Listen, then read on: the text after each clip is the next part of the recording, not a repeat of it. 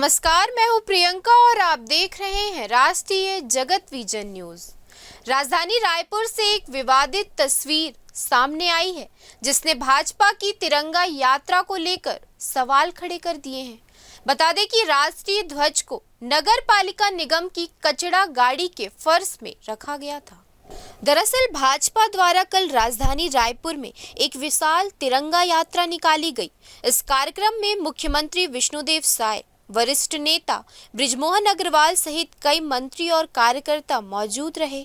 आयोजन पूरे जोश और देशभक्ति के रंग में डूबा हुआ नजर आया, लेकिन कार्यक्रम के समापन के बाद एक ऐसा दृश्य देखने को मिला जिसने इस देशभक्ति की भावना पर सवाल खड़े कर दिए हैं। कार्यक्रम में इस्तेमाल किए गए तिरंगे को नगर निगम की कचरा गाड़ी में ले जाते हुए देखा गया। सोशल मीडिया पर वायरल हो रहे वीडियो में तिरंगे के बगल में खड़े निगम कर्मचारी जूते और चप्पल पहने नजर आ रहे हैं और कुछ लोग जो तिरंगे के ठीक ऊपर खड़े दिखाई दे रहे हैं। जिस ध्वज के सम्मान में तिरंगा यात्रा निकाली गई, उसी राष्ट्रीय ध्वज को कचरा गाड़ी में रखना और उसके पास इस तरह खड़ा होना कहीं न कहीं ध्वज के अपमान की श्रेणी में आता है। इस मामले पर कांग्रेस ने तीखी प्रतिक्रिया दी है।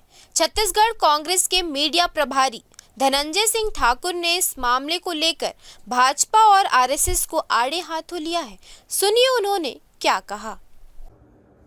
भाजपा तिरंगा यात्रा निकाल रही है, लेकिन आज भी वो तिरंगा का सम्मान नहीं कर पा रही है। भाजपा के पितृ संगठन आरएसएस ने तो 52 साल तक तिरंगा झंडा नहीं फहराया था, और जब उसके कार्यालय में नागपुर के 3 युवा जाकर ध्वजारोहण किए तो उनके खिलाफ एफआईआर दर्ज करवाया था। और आज भी भाजपा के मन में वही नफरत के भाव हैं जो आरएसएस के प्रमुखों के मन में था। जिस प्रकार से तिरंगा को, जो राष्ट्रीय ध्वज है, उसका एक प्रोटोकॉल होता है, उनके सम्मान का पूरा ख्याल रखा जाता है, और लगातार उसका अनादर भाजपा कर रही है। तिरंगा झंडा को कचरा गाड़ी में ढोया जा रहा है। कई जगह तिरंगा झंडा लगाया गया है, वो जमीन में पड़ा हुआ है। ये कैसा तिरंगा यात्रा है? ये कैसा तिरंगा का सम्मान है? भारतीय जनता पार्टी अगर तिरंगा का सम्मान नहीं कर सकती तो कम से कम अपमान भी ना करे। भाजपा का यह कृत्य बेहद निंदनीय है। भाजपा के खिलाफ इस पर कानूनी कार्रवाई होनी चाहिए। फिलहाल इस खबर में इतना ही। देश प्रदेश की खबरों से अपडेटेड रहने के लिए हमारे चैनल को सब्सक्राइब करें और नए खबरों के नोटिफिकेशन के लिए बेल आइकॉन जरूर दबाएं। नमस्कार।